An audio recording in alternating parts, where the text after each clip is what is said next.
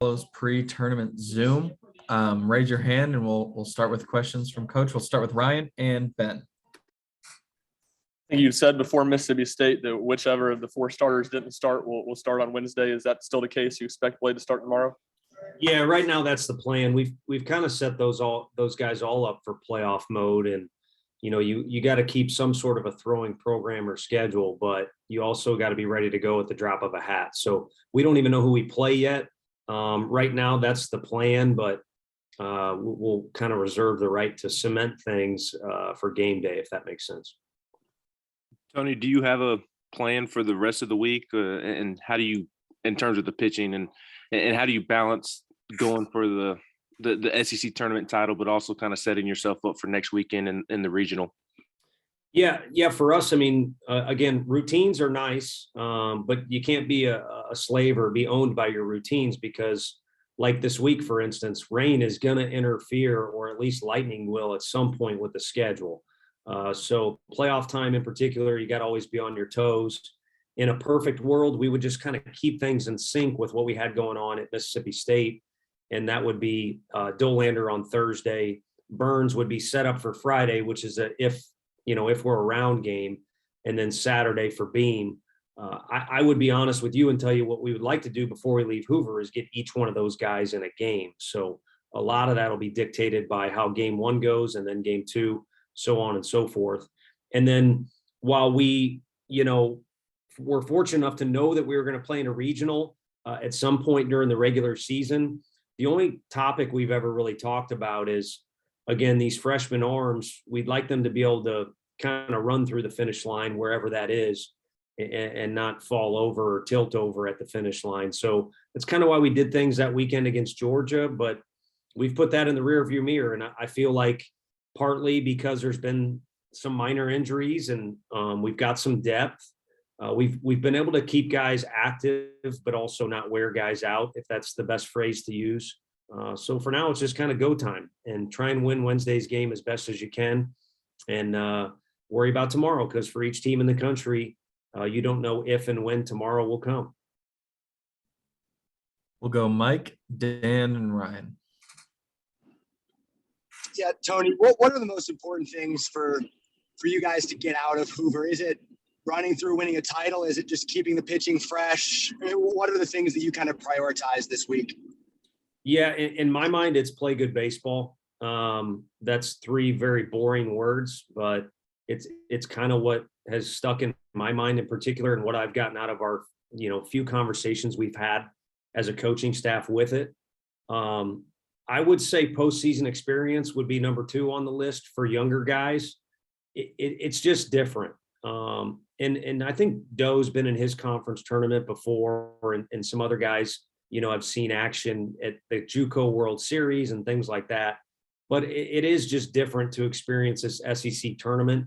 And it is like a playoff vibe for, a regional or anything that would follow that. So I think dipping your toes in the water there for those young guys would be the other thing.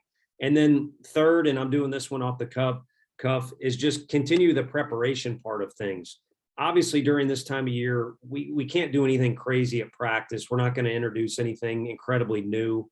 But one backbone of this team has been how they approach the weight room, how they approach, any extra work that's available or the work that's mandated within a practice.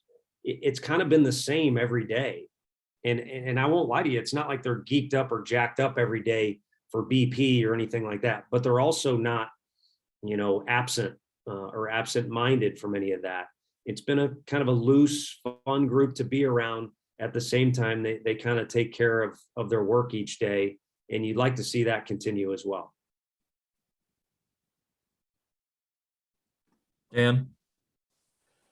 Tony, it's this time of year where with Hoover and then the regional college World Series coming up, double elimination, you get to the winners bracket or losers bracket.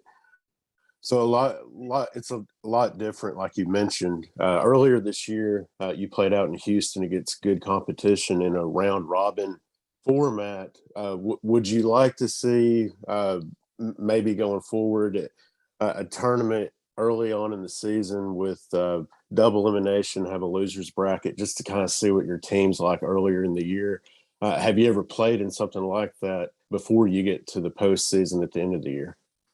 Yeah, I think just going to those things like we did in Minute Maid does help you because, you know, you want to be the best team there, or you want to be with the best team out of the teams that you play. We didn't play UCLA, for instance, in Houston, but it is a round robin, as you mentioned. You can set your pitching. There's no kind of ifs or if necessaries or any of that. I have played in some tournaments where there is a championship. I don't think I've played in one where there's double elimination. I think that would be tough to do, at the beginning of the year. But what I would like to directly answer your question for the future is I would love to help host one of those tournaments with the new Smokies Park downtown and Lindsey Nelson Stadium.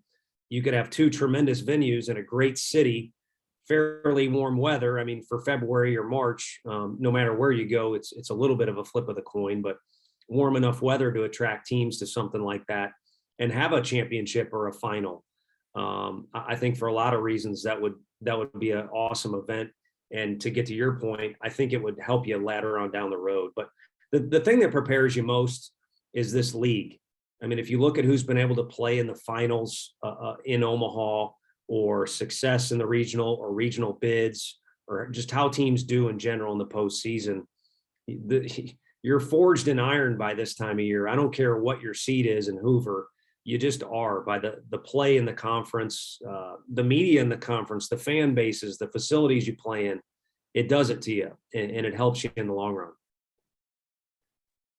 You obviously mentioned you don't know who you're going to play on Wednesday, but it's been a while since you've seen Ole Miss and Vanderbilt. Does anything stand out that's changed with those two teams since y'all last faced them?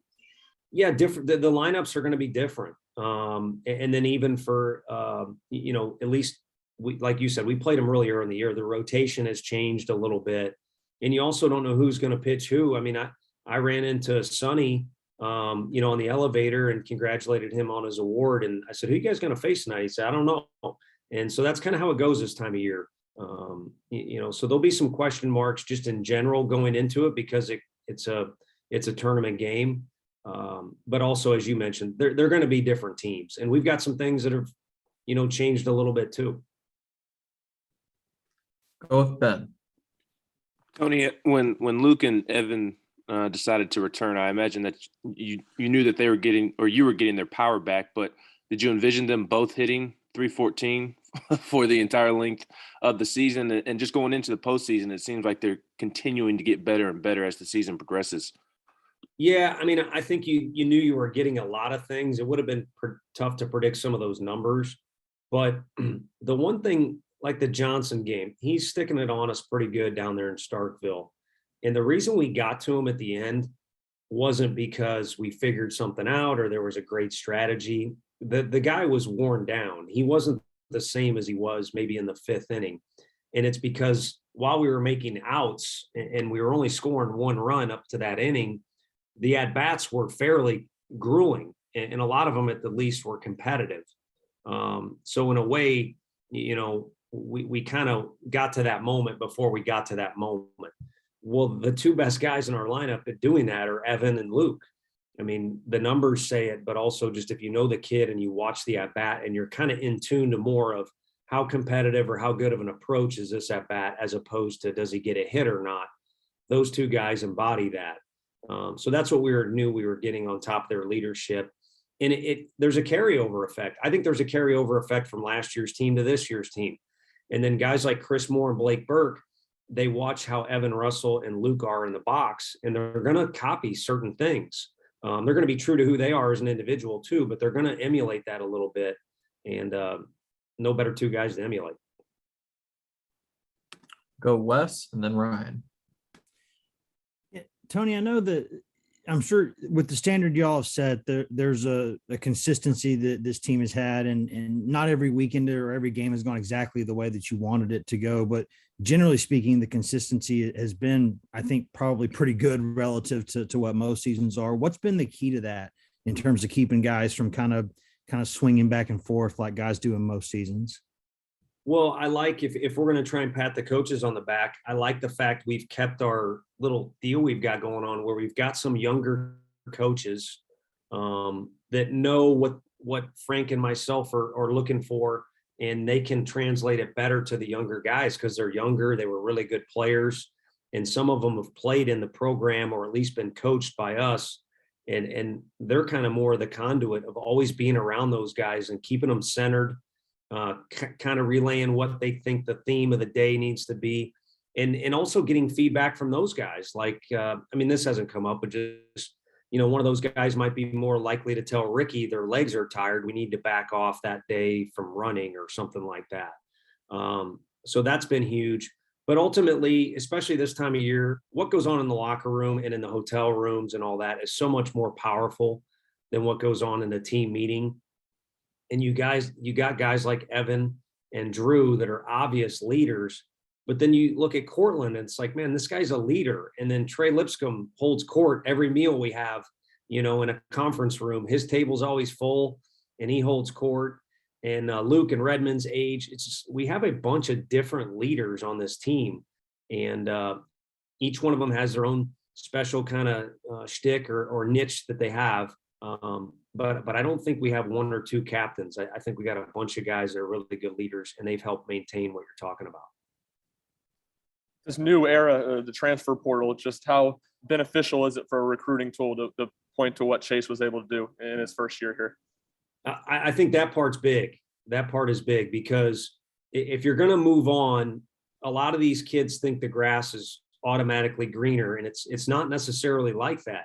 Now, for some guys, the factors may be there, and it may be the best thing for them to get a new environment. And even if it's a kid that leaves our program or a kid we didn't get, when we recruited them or something like that, it's nice to see when a kid finds his true home where it's going to work best for him.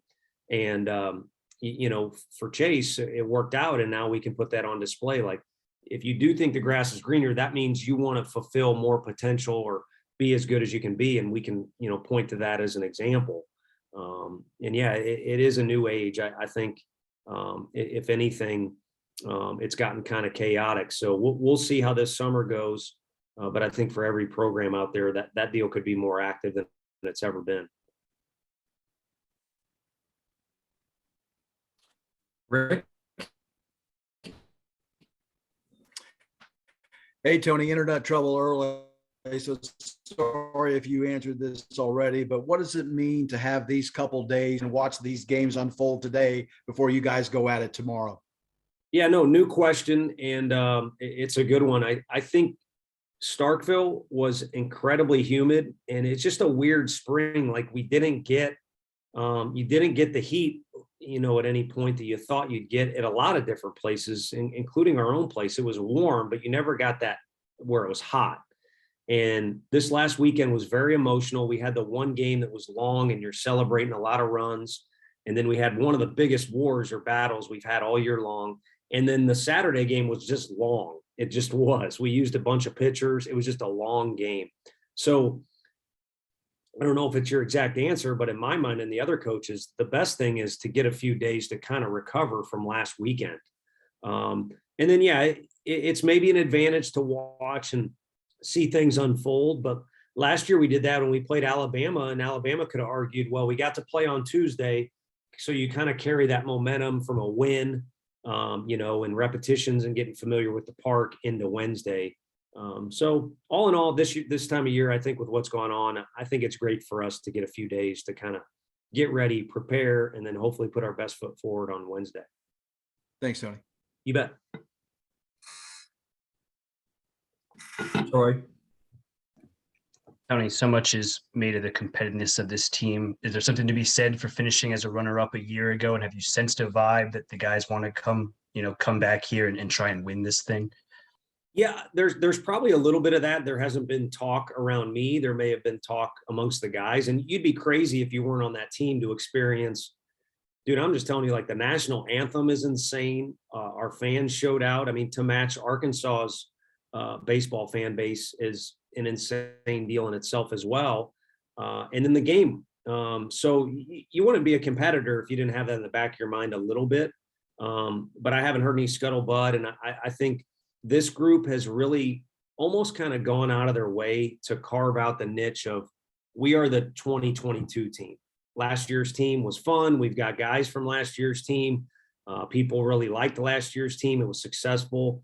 But last year's the phrase that I keep bringing up that's attached to that. This is the here and now group. And it's amazing. Some of it's organically happened. But also, like I said, they kind of had a little edge to them early in their time together of, hey, we're tired of hearing about last year. Look, this is this year's group. So hopefully that makes sense. And sorry they set me up with a really nice hotel room, but I got the squeakiest chair in America. So I'm trying not to move as I talk here to you.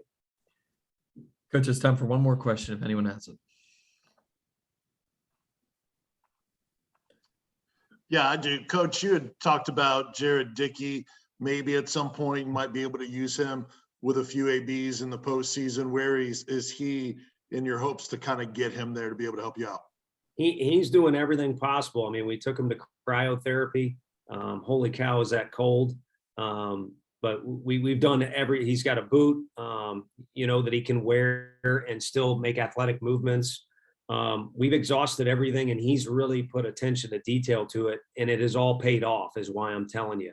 I think he's in a really good spot right now. So he's on the active roster for this tournament. It'll be in, 50-50 on decision making. If you ask me, my opinion about, myself, the other coaches will have input too. So we'll try and pick the best time to do it. But maybe he makes an appearance this weekend. If not, I think he'll be available for the regional. I do think there'll be some limitations defensively and base running. But as we all know, Jared in the box is a good weapon for us. And then I think everyone's just anxious to see, he's always smiling, so it's in the dugout, but it was fun to watch him play during that period because of the whole story and who he is. So I think the guys are kind of yearning for that a little bit too. Coach, thank you very much for your time. Everyone, we appreciate you, and we will see you in Hoover tomorrow if you make the trip. Thank you, Coach. You bet. Thank you all. Take care.